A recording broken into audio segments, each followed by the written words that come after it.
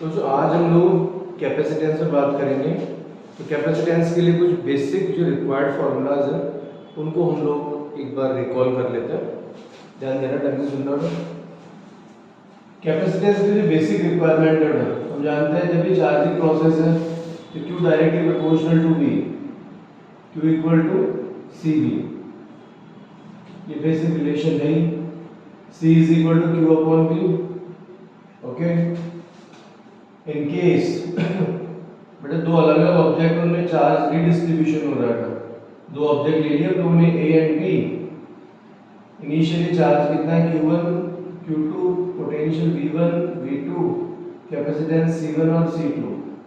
दोनों ऑब्जेक्ट को हम लोगों ने कनेक्ट कर दिया तो चार्ज का रिडिस्ट्रीब्यूशन हुआ।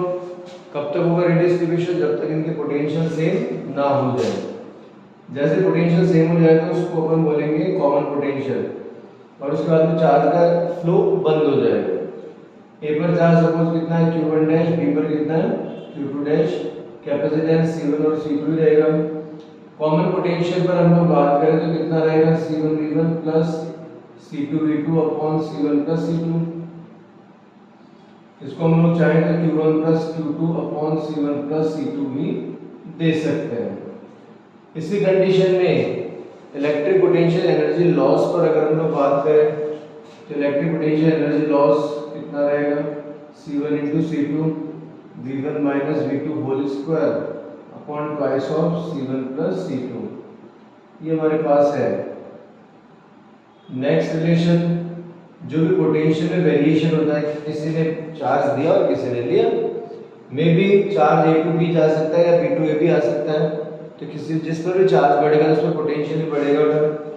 तो जो चेंज इन पोटेंशियल है उसके कैपेसिटेंस के इनवर्सली प्रोपोर्शनल होगा रिडिस्ट्रीब्यूशन में। फिर अगर पैरेलल प्लेट कैपेसिटर में बात करेगा तो parallel plate capacitor plate area है डिस्टेंस d, तो ना कैपेसिटेंस का रिलेशन क्या है A epsilon not upon d। In case अगर दोनों प्लेट्स के बीच आपने मीडियम फिल कर दिया तो कैपेसिटेंस इन मीडियम क्या हो जाएगा A epsilon not epsilon r upon d। अगर हम लोग कैपेसिटर को चार्ज कर रहे हैं, उसको चार्ज प्रोवाइड कर रहे हैं, तो उसमें जो सर्किट की इलेक्ट्रिक एनर्जी वो इलेक्ट्रिक पोटेंशियल एनर्जी की फॉर्म में स्टोर होती है। यस, कैपेसिटर में जो सर्किट की इलेक्ट्रिक एनर्जी है इलेक्ट्रिक पोटेंशियल एनर्जी की फॉर्म में स्टोर होती है बच्चों। तो इलेक्ट्रिक पोटेंशियल एनर्जी का जो फॉर्मूला होता है वो है half CV square half Q into V and Q square upon twice of C। ये रिलेशन हमारे सामने है। इसी कंडीशन में थोड़ा और आगे चले, ध्यान से सुनना बड़ा अच्छा है। सीरीज एंड पैरेलल कॉम्बिनेशन भी आप जानते हैं। सीरीज एंड पैरेलल कॉम्बिनेशन में क्या लगेगा बच्चों, ध्यान देना। इन केस अगर 1/1 कनेक्टिविटी है कैपेसिटेंस की, तो सीरीज कॉम्बिनेशन में कैपेसिटेंस की वैल्यू कुछ भी हो, चार्ज सब में सेम रहता है और पोटेंशियल की value according to capacitance differ होती है। Result 1/CS is equal to 1/C1 plus C2 plus C3। Only अगर टू कैपेसिटर है तो इसको 1 इंटू 2/1 प्लस 2 दे सकते हैं। और इसी सीक्वेंस में इन केस अगर n कैपेसिटर और n आइडेंटिकल है तो CS is equal to C/n भी दिया जा सकता है। पैरेलल कॉम्बिनेशन में जितने भी कैपेसिटर हैं सबके प्राइमरी प्लेट्स एक कॉमन पॉइंट से, सबके secondary plate another common point से अटैच होती है। तो पैरेलल कॉम्बिनेशन में रिजल्टेंट कैपेसिटेंस कितना C1 plus C2 plus C3। ये कंडीशन रहेगी, ठीक है। तो चलिए हम लोग अपनी बात आगे बढ़ाते हैं, कुछ क्वेश्चंस के साथ आगे बढ़ते हैं। आइए ध्यान दीजिएगा, सुनिएगा।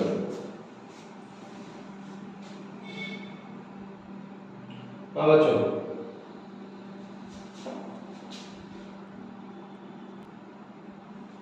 आइए बेटा फर्स्ट क्वेश्चन पर बात करते हैं। ध्यान दीजिएगा, मैं क्वेश्चन को वर्ड टू वर्ड आपको पढ़ के सुना रहा हूँ, ध्यान से सुनना।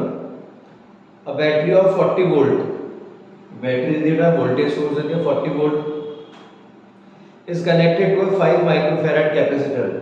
इसको हम लोगों ने कैपेसिटर से अटैच किया और इसका वैल्यू हमें दे दी 5 microfarad. After steady state is reached, battery is disconnected. But एक बार आप स्विच ऑन कर देंगे, स्विच ऑन करने पर बैटरी से चार्ज ट्रांसफर होगा, कैपेसिटर स्टोर करेगा।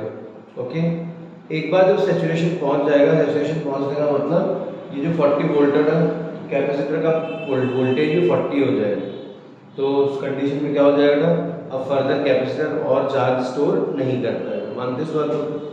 अभी तक क्या है, ये बैटरी सोर्स जो है वोल्टेज सोर्स तो 40 वोल्ट है, लेकिन जो कैपेसिटर वो न्यूट्रल है, अंदर से खाली है। स्विच ऑन करने पर क्या होगा, कैपेसिटर स्टोर करेगा। कब तक, जैसे स्टोर कर जाएगा वैसे वैसे पोटेंशियल बढ़ता जाएगा। कब तक स्टोर करेगा, जब तक खुद ही 40 वोल्ट पर नहीं आ जाए। उसके बाद में बैटरी को डिस्कनेक्ट कीजिए, ये कहने का मतलब है। ठीक है, कोई दिक्कत नहीं। फिर कह रहे हैं now reconnect to this capacitor with battery with reversed polarities.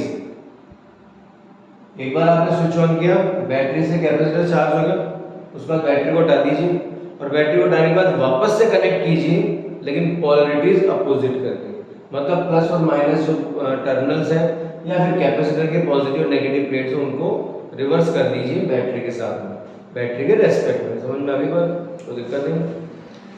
Then find the amount of heat produced after reconnection the battery। तो जब हम लोग रिकनेक्ट करेंगे ना बैटरी को तो उस समय कितना हीट प्रोड्यूस होगी, कितनी हीट एनर्जी जनरेट होगी, ये हमसे पूछा गया है। क्वेश्चन समझ में आता है तो दिक्कत नहीं। तो चलिए आगे बढ़ते हैं। सुनिएगा, सबसे पहले हम लोगों ने स्विच ऑन किया। जैसे स्विच ऑन किया तो स्विच ऑन करने पर बैटरी अपना काम करेगी, तो बैटरी के पॉजिटिव टर्मिनल से धीरे धीरे प्लेट पॉजिटिव बनती जाएगी और नेगेटिव, मानते हो। फाइनली में बैटरी जो है उसमें चार्ज प्रोवाइड किया कैपेसिटर को, तो कैपेसिटर का वोल्टेज कितना हो जाएगा, 40 वोल्ट, मानते हो। तो सिचुएशन में स्टोर्ड चार्ज कितना हो जाएगा,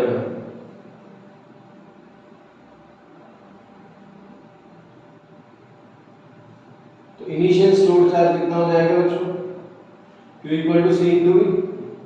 सी कितना है 5, वी कितना है 40, कितना हो गया 200 माइक्रो कूलम हो गया, 5 माइक्रो फैराड है ना, तो 200 माइक्रो कूलम। अब आपने क्या किया, बैटरी को हटाया और बैटरी को हटाने के बाद या कैपेसिटर को हटाया, कुछ भी समझ लीजिए, और फिर रिकनेक्ट किया विद रिवर्स पोलैरिटीज। तो रिवर्स पोलैरिटीज के साथ में हम लोग अटैच करेंगे ना, तो देखो दिमाग लगाना, ढंग से सुनना, तो सोचिएगा क्या कंडीशन बनेगी।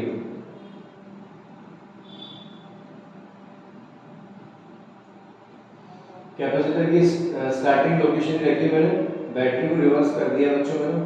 अब स्विच ऑन करूंगा तो स्विच ऑन करते क्या होगा, आप खुद सोचिए, प्रैक्टिकली सोचिएगा।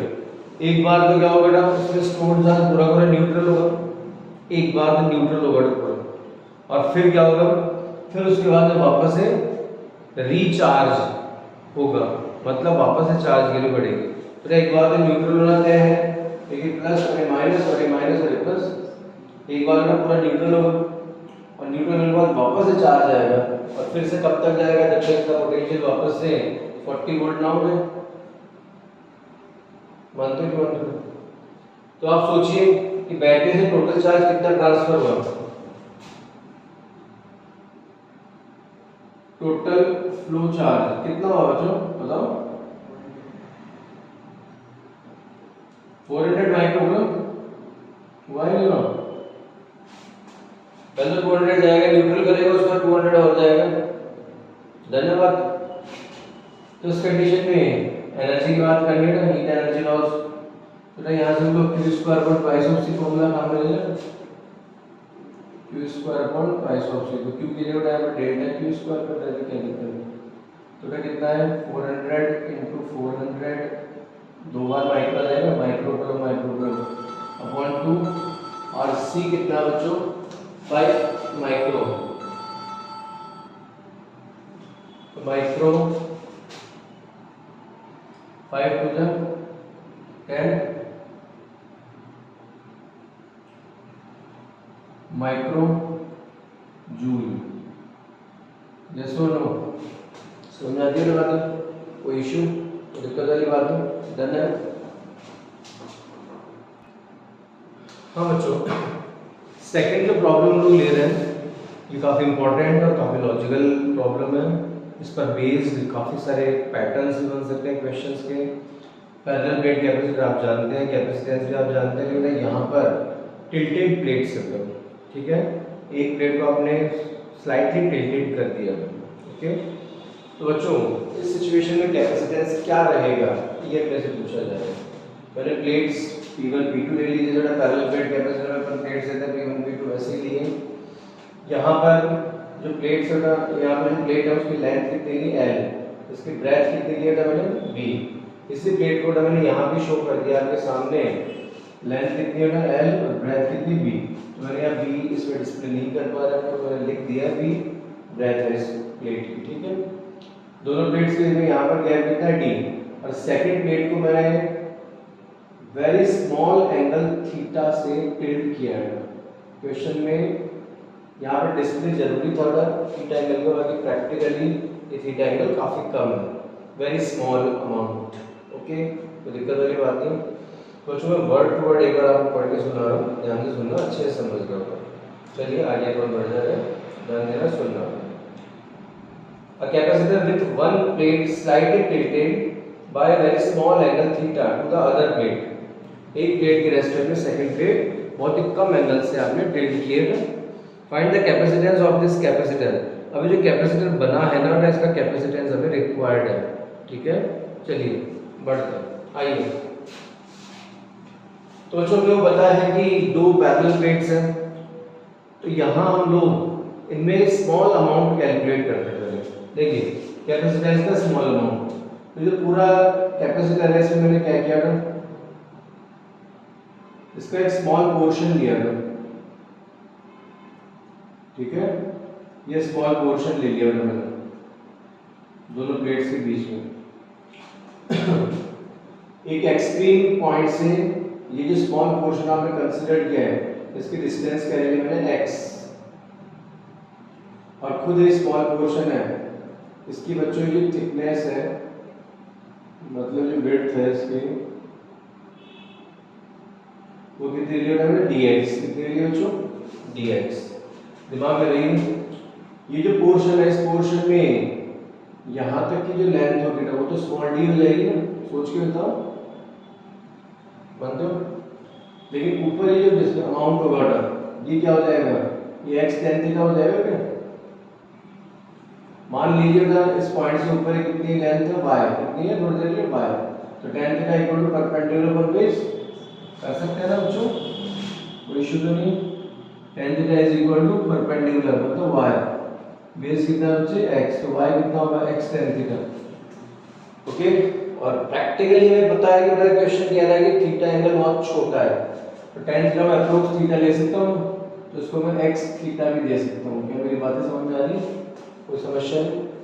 ये जो मैंने स्मॉल पोर्शन लिया है बच्चों, अगर मैं इसको इस डायग्राम में डिस्प्ले करना चाहूंगा, कि मुझे पता है कि मुझे अगर कैपेसिटेंस चाहिए तो मुझे एरिया लेना पड़ेगा, प्लेट एरिया लेना पड़ेगा।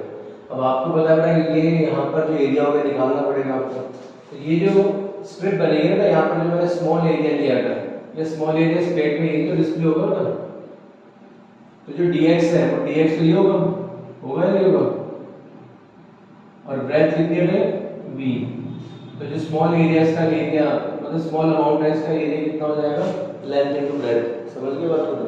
तो देखिए प्लीज ध्यान दीजिएगा, कैपेसिटेंस का हम लोग चल रहे हैं, कैपेसिटेंस का फॉर्मूला यही होगा, small amount of electric capacitance. तो देखिए ना सामने देखिए, C is equal to epsilon not a upon distance, ये होता है ना बेसिक फॉर्मूला। बेसिक फॉर्मूला लिखा है मैंने, एज इट इज कॉपी किए। अब मैं स्मॉल कैपेसिटेंस लेना है तो उसको DC कर दूं, स्मॉल एरिया को बच्चों DA कर दूं, और ये जो डिस्टेंस है, डिस्टेंस कितना हो जाएगा, small d plus x theta. हाँ या ना, तो मेरी बातें समझ में आ रही पक्का, कोई दिक्कत वाली बात नहीं। ध्यान दीजिए, एप्सिलॉन नॉट DA क्या होगा, प्लेट पर जो स्ट्रिप बनेगी उसका एरिया होगा, एरिया कितना होगा, लेंथ इनटू ब्रेथ, तो b इनटू dx, ये सो लो। और बच्चों अगर आप नाराज ना हो तो इसमें d कॉमन ले लूंगा, कितना हो जाएगा one plus x theta upon D. Okay, इसको हमें न्यूमरेटर में शिफ्ट करने का पावर माइनस वन, और अगर बाइनोमियल थ्योरम के फॉर्मूले से इसको सॉल्व करो तो वन प्लस एन एक्स आ जाएगा। स्क्वायर जो अपर टर्म को नेगलेक्ट कर देंगे, and what is the answer, epsilon not B dx। मेरे पास स्पेस थोड़ा कम है तो मैं नीचे लिख देता हूँ बच्चों, ध्यान देना, dc is equal to epsilon not b into dx, और इसको मैंने न्यूमरेटर में शिफ्ट किया तो one minus x theta upon D और अपॉन स्मॉल डी। जो मैं कर रहा हूँ समझ में आ रहा है? तो समस्या तो दिक्कत वाली बात नहीं, पोटेंशियल। ओके बच्चों, अब बेटे यहाँ पर हमारे पास स्मॉल अमाउंट आ चुका है, और पूरे वैल्यू में काउंट करेगा कंप्लीट कैपेसिटर के लिए। तो बच्चों रिजल्टेंट इलेक्ट्रिक कैपेसिटेंस, तो रिजल्टेंट कैपेसिटेंस कितना हो जाएगा बच्चों, इंटीग्रेट कर दें। इंटीग्रेशन में आप सोचिए तो वेरिएबल कौन है, अभी बताइए जरा, कौन है, एक्स। वेरिएबल कौन है बच्चों यहाँ पर, ओनली एक्स, बाकी सब तो कांस्टेंट है। और देखिए दिमाग लगाइएगा अच्छे से, epsilon not B D, integration कर रहे हैं, integration dx into one minus integration x theta upon D dx। बोलो बच्चों, यस और no. And x varies from 0 to 12, ये स्ट्रिप का अगर यहाँ ले तो x की वैल्यू आ जाएगी 0, और x3 पर वैल्यू कितनी जाएगी, कैपिटल L, तो 0 to 12, यस और no, confirm. Then C is equal to epsilon naught b upon d integration dx minus बड़ा कितना हो जाएगा, x square by 2 theta upon small D, yes और no. Lower upper epsilon naught b upon d, upper limit लिखिएगा l minus l square upon 2 theta upon d, lower limit 0 को tension नहीं। यहाँ से अगर मैं l कॉमन ले लेता हूँ ना, तो b into L, length into breadth, area लिख दूँगा। मैंने l कॉमन ले लिया दोनों से, और b इंटू एल को मैंने एरिया लिख दिया डायरेक्ट, है ना, epsilon not a upon d, और क्या रहेगा अंदर 1 माइनस l थीटा अपॉन, क्या मेरी बातें यहाँ पे समझ में आ रही है या नहीं आ रही है, तो समस्या तो दिक्कत बच्चों। ओके, तो ये कंडीशन हमारे पास है। Okay done, no tension.